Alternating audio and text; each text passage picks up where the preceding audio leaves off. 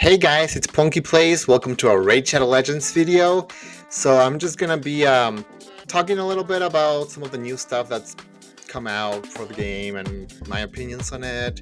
I'm talking about the fusion. I'm talking about the login calendar event, legendary. About the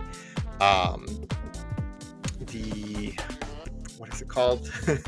the relic that we can get for free after the event is over. And then also I'm going to be pulling a little bit of relics as well, and I have 2 remnant summons that I can do, which I think I'm going to start the video doing those. But just just a little update, and also talking about what I've been doing in the game recently, and what to look forward to, I guess. Let's really quickly start with relics. I don't have anything exciting because I haven't been doing like the high ends. Actually, let's start with the rares and then move on to the epics. I have not been lucky. I've only gotten like a handful of the epic relics. Most of them are just the rares. I don't expect much really. But I mean, the relics give some sort of boost regardless of the rarity. Yeah, because I don't have any or much of the legendaries, I can't forge anything, so there's not really high expectations here. But yeah, as of what I've been doing, I mean, that's pretty good actually for just rare relic pieces to get an epic. Not bad. And this one's a pretty good one too.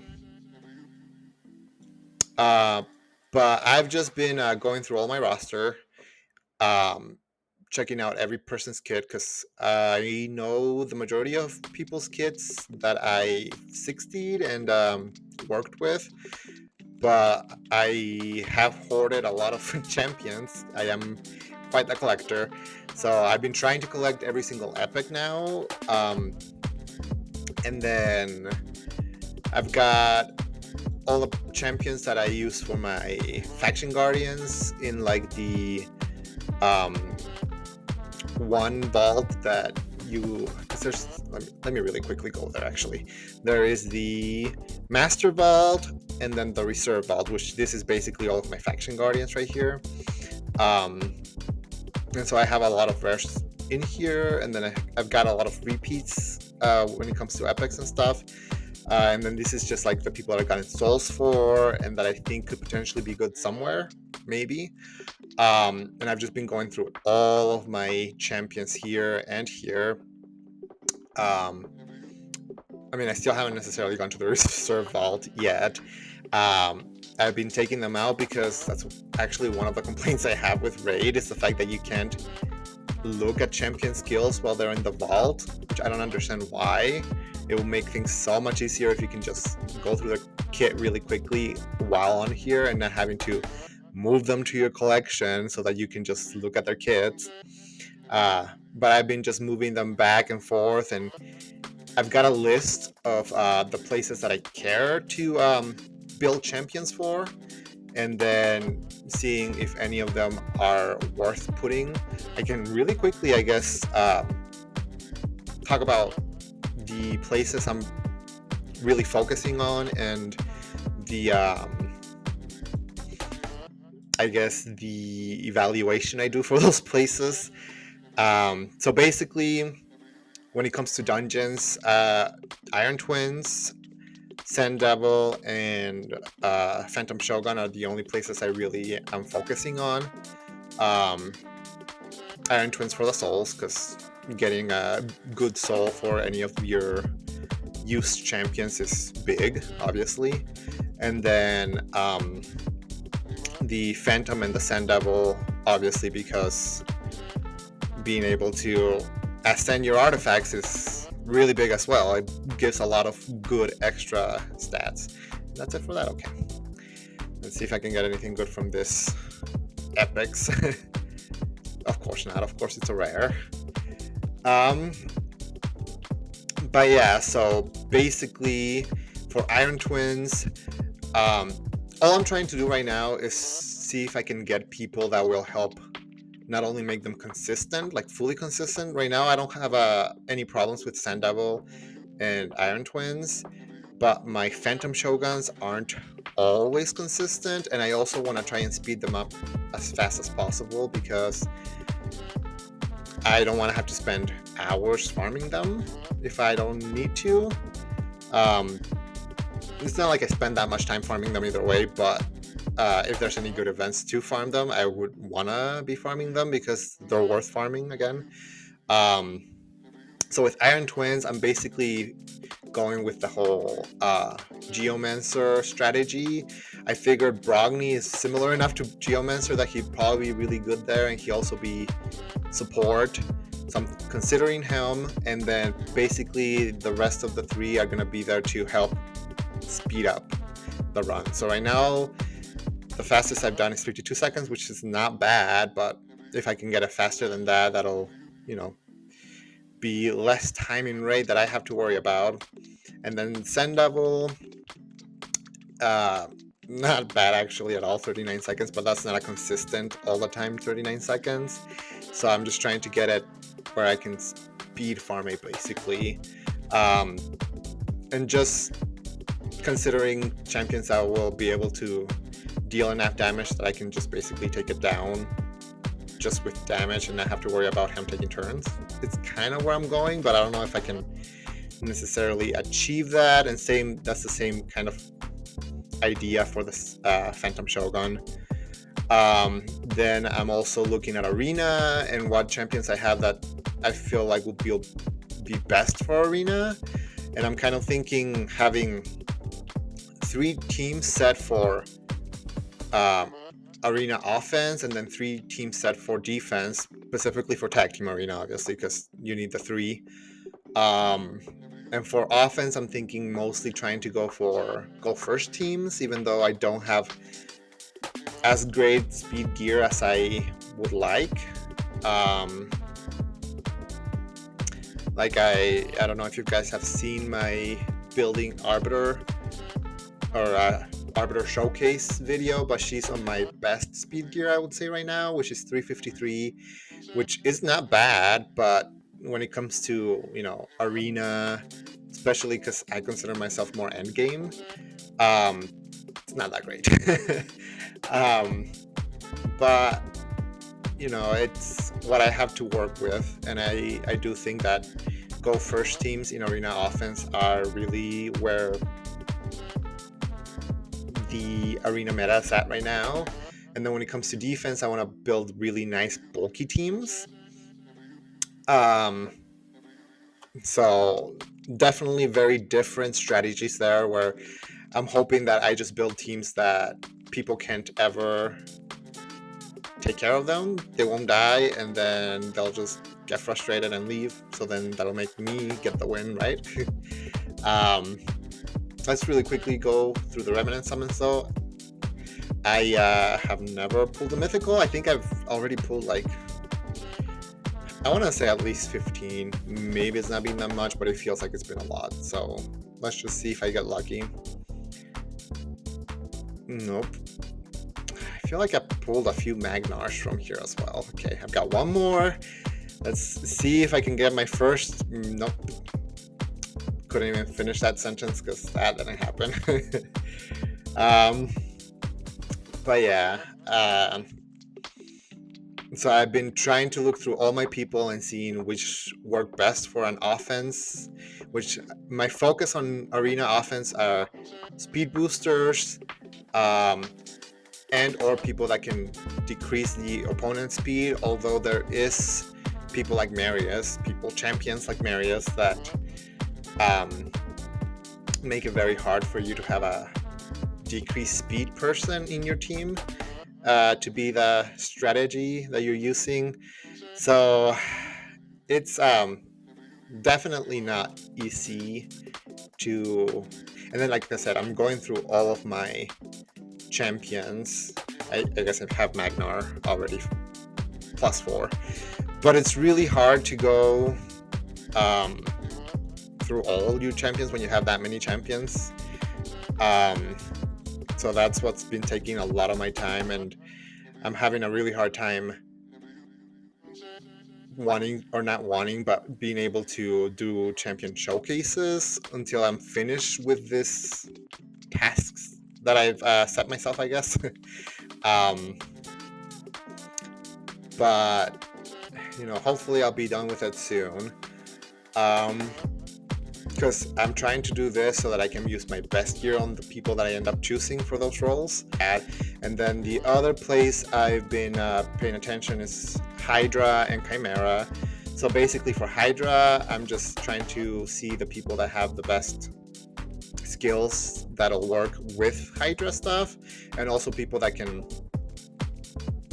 hit, as long as like they've got most of their skills dealing damage. I'm considering them on Hydra because I want to try and build high damage dealing teams. I know that if you've got good support, that's fine, that can work even if they're not hitting most of the time, but I'm just experimenting with it.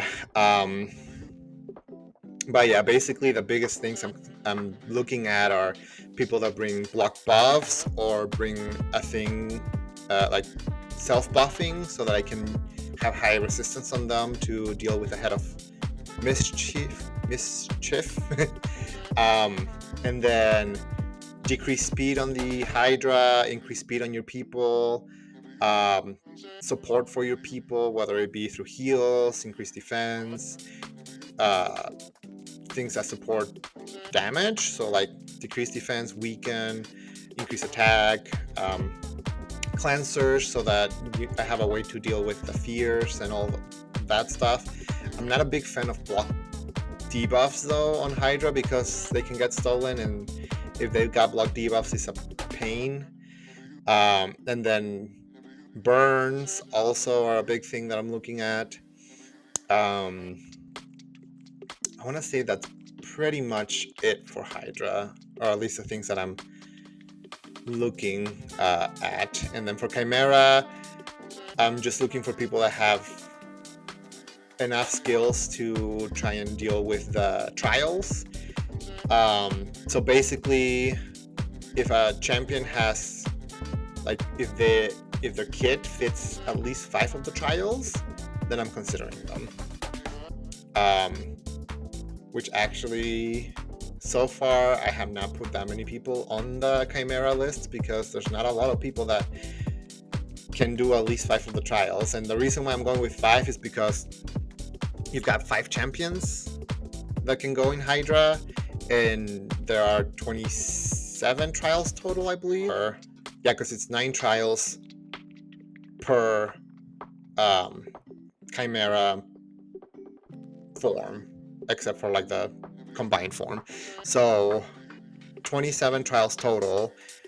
So basically, all of you people need to be doing around 5 of the trials, be able to fulfill at least 5 of the trials in order for you to be able to complete all, which I'm not expecting to be able to do it either way. It's going to be very unlikely to find 5 people that can help in all the different forms of the trials.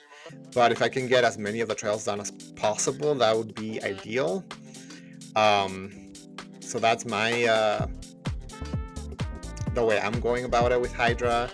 And then the only other thing I'm worried about, because Curse City I'm doing fine in, I definitely can't advance all the way through the purple on hard. But I usually can take out Amias and get through the majority of the first 3 stages. And really going through the last part is just building more champions, not necessarily anything too crazy. If I can just build more champions and build them with control, I think that's probably the best help I can do to try and get through this area. So I'm not too worried about the Cursed City, but with Doom Tower, I wanted to build teams that'll help me deal with the Nether Spider, the Dark Fae, and the Griffin fast. Because those are the 3 bosses that I deal with. Those are the ones that I farm in Doom Tower. I really like the what is it called? Yeah, I was doing some background battles because I'll really quickly, I guess, go to this is where I'm at with the Marius missions. I'm stuck right now in this 4 mythical chest plates from any dungeon. It's very annoying. um, but I really want Marius. He's a very, very powerful champion. Everybody talks about how good he is, and I can see why. Um, so I've been trying to advance on those, putting a little bit more effort at least than I used to be. I mean, I know everybody knows why Dark Fae is really good, because it's the lethal. It's basically Savage Gear with a little bit extra, right? Um, sure, you get more ignore defense if you go with Merciless or with um, what is a Slayer set, but it's still really good for people that you don't necessarily want to use those sets on, or if you don't have enough of those sets, then farming the lethal, um, and like it's a lot easier than farming Savage, in my opinion, because Fire Knight is already not easy enough, but then you're not guaranteed to get the Savage gear. So Dark Fae for sure. Guardian set is really strong. It's really, really good, in my opinion. So I farmed the Griffin for that. And then I really, really like the Affinity Breaker set. Not only does it give you more crit damage, but then changes your weak hits to crits. So anybody that relies on them blending their buffs, at least on a normal hit, because you need to either land debuffs or pretty much for that, I think. It's mostly for whatever debuffs they have. For example, I'm highly considering putting Zikia on a full Affinity Breaker set, because she's got her one skill that does the burns on everybody, and as long as she puts a burn on everybody, she gets the extra turn. But if she gets weak hits, then she's not placing the burn, so she's not getting an extra turn. And when she gets the extra turn, she can do the activation and weaken and decrease defense. So it's just really, really powerful if she can actually land all of her debuffs. So on people like her, and then she's also, able to deal good damage. So having that extra crit damage on her as well is pretty good. Like somebody like Ninja would be really good with Affinity Breaker, because as long as he's not weak hitting, he's doing all of his boss lane stuff, right? So there's a lot of champions that are good examples of that. Like Farol being able to not weak hit, so you can land the decrease accuracy and block buffs. Basically, on anybody that's you want to deal damage and or you want the debuffs landing that aren't void champions, the Affinity Breaker I feel like is a really good option for them. And the rest of the Doom Tower bosses, I'm not necessarily that excited about their gear. So I don't really care to farm those.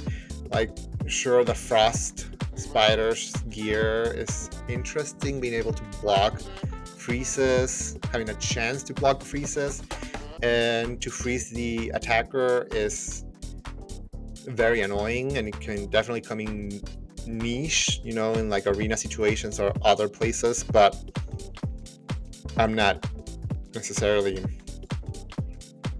actively trying to farm that. But yeah, so that's, and for those three, basically just somebody that helps clear the waves fast, and then somebody that can take care of the bosses fast. Nothing too crazy. With the Nether Spider, right now, the way I do it is I do the Geomancer strategy. So once I get to the spider, I burn the spider with Geomancer, and then I go block damage on myself, and I do the heal reduction so that the spider can be healing, and then just do a lot of attacks so that the spiderlings are counter-attacking on me. I'm not taking any damage because of the block damage, but then the spider is taking damage from the reflect damage for Geomancer. And it usually, works pretty well. I don't know if it shows on here. Oh yeah, time 1 minute. So not bad, but I definitely wouldn't mind speeding that up. And there's, the times where Geomancer doesn't land his burn because of the 3% resist, and then I tend to lose those, but it doesn't happen super often, but more often than I'd like. um, but yeah, so that's kind of where I'm going through all my champions and seeing if they fit in any of those places, because I'm not really too worried about any other place in the game. Those are really where I consider the most valuable resources you can get. So yeah, and then when it comes to the new stuff, so right now there's the fusion going on for the, he's a high elf, Lysanthier. Honestly, his A1 I feel like is a really good skill, and his A3 is really good as well. Obviously, he's a Hydra specialist, but I feel like those two skills are really good, really strong for Hydra. I'm not a big fan of his A2. I don't think, like, sure, it's there so that it can do damage, but like, I honestly would much rather him go in with his basic skill whenever he counterattacks or does ally attack, because there's, he's bringing more to the Hydra battle. He's bringing the Hex. Increased crit damage could also help him become a tank for the Head of Mischief. So, like, the fact that he's just doing this attack, which from what I was seeing, it deals okay damage, but it doesn't seem like it's anything crazy. And it's fine that he's a Hydra specialist, but you could have easily made some tweaks so that these two parts weren't so, at least specifically this one, weren't so Hydra focused, where it could have been like, whenever an ally is devoured or an ally dies, then he could have stacked up the damage, because that would have made it so that it did more outside of Hydra, right? Especially because his kit, this increased crit damage is useful in Chimera, decreased speed and weaken is also useful in Chimera, so he's not a bad champion for Chimera. I just feel like this could have had more. It could have at least brought one more debuff, right, to the Hydra battle, whether it be like block buffs, a provoke for the one head of the Head of Decay, or even just like a decreased attack or something, right? A little bit more support so that it's not just there to try and deal damage. I feel like this skill is the only thing that kind of doesn't excite me about his kit. And then for the calendar guy, he's a Sacred Order. That's Artor. I don't think he's bad either. I don't think either of the champions are bad. But they're not...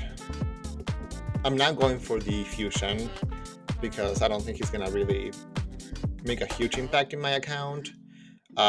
He could potentially end up being in my Hydra team if I went for him, but I just didn't think it was worth doing all the fusion, missions, all the fusion events and all that to try and get him. And then this guy, clearly they want him to be used in Arena, which this increased attack and strengthen and turn meter feel is fine for Arena, but I feel like he's not doing enough, because again, like I said, from my personal view, I want my offense Arena teams to be doing turn meter, which he's doing, but also strip, like doing buff strips on the enemy, control on the enemy, and damage. And right now all he's bringing to the table is turn meter fill for the offense. And for defense, I'm looking mostly for bulk, and all he's doing for bulk is the strengthen and I guess a little bit of healing and then a revive, but he's kind of a mix of where I'm looking at for both things, but he's not specializing in any. And his kit is also fine for outside of Arena. Like, it's useful. Increase attack, strengthen, a heal on his A1, AoE. You can put him on a hex set. You can put him on a control set for Centranos or any other place. And then the revive is always useful, and it's cool that he's allowing the person revived to do an attack when he's revived, or when they're revived, I guess. His kit is interesting. It seems like it could be fun, but it doesn't seem crazy powerful. And then this is a big complaint I have with Raid in general, where why are the auras so inconsistent? Like, I don't understand. He's got a 25% speed aura in arena battles. I don't know, but I want to say that might be the lowest for a legendary where it's a arena focused aura. Like, why at 25%? Why not do it more like Sun Wukong and Armand's, where they're doing the 28%, which is still not as great as other people's auras, but like, at least, you know, it's a little bit more. Like, why is everything so inconsistent? You've got people like Minaya, who've got a speed aura in all battles by 19. And then, you know, you've got other people that have got 19. I know Duchess, she's got a speed in all battles by 19%. But then again, you've also got somebody like, let's see, Deacon, he's a Sacred Order, who's also got a 19 in all battles, and he's an epic. Right? So why is his as good as a legendary, but then also you've got people like Lysandra that have a speed in all battles by 24%, which I feel like this should be the base for legendary champions, speed aura in all battles. So why is it not 24 in all battles for all legendaries? Some have the 19. You've got champions like Uko that has a 20% in all battles. Why 20 and not 19 or 24? You've got a champion like Tramaria that's got a 23% in all battles. Why? Like, it just doesn't make any sense to me why everything is so inconsistent. Like, Mariska has the 24 in all battles. Like, this should be the base, because it's not just Mariska and Lysandra that have the 24 in all battles. You've got champions like Fushan that have 24 in all battles. You've got even right here, right next to, or not right next, but 2 away from Duchess, Moru has a 24 in all battles as well. So why the inconsistency? It just doesn't make any sense to me. And that's not just with speed auras, right? You've got Deliana, I think she's got the 33 HP in all battles, which I honestly feel like that should be the base. You've got champions like Zarguna, who's a newer-ish one, that's got the HP in all battles by 30%. Not a terrible change. 33 to 30 is still doing basically almost the same amount. But I don't know why some are 30, others are 33%. Like, let me just quickly show a epic that's got a 33% in all battles. Jareg, he's not a bad epic. Ally HP in all battles by 33%. Why does an epic have the higher end of HP in all battles that a legendary has? Like, no, like, keep it on him, right? It's fine. It's good to see that on him, but why are legendaries having less HP in all battles than an epic does, right? And then my biggest complaint is like champions like, where are you? Right here, Drogul. Why is he 25% in all battles? Why is it like he's not even a great champion to begin with? He's okay, but like, why does he get a meh kit with a terrible aura? Like, you'd think this terrible aura would be on somebody that has way too good a kit to you know, like the terrible aura would be made up by a great kid, but his kid is not that great. Anyways, sorry for a little bit of a rant there. It's not where I meant to go, but um, yeah, why the inconsistencies? I don't know. Uh, Either way, that's my opinions. They're not bad champions. I wouldn't be upset if I pulled either of them, but I wouldn't necessarily be out trying to hunt them either, right? Um, but yeah, I know right now, as soon as because I'm trying to get through the whole, my whole champion roster to see what champions will be worth actually investing, putting on my best gear and stuff so that they can focus on specific areas of the game that I'm focusing on. And it might seem redundant because right now I'm at the point where I'm in the vault, right? I'm going through the champions that I wouldn't necessarily usually consider. These are my repeat legendaries. But sometimes, because a lot of these people, you don't ever really look at their kits after you've seen them for the first time. And they might have, kits that could fit specific areas that you really weren't considering before.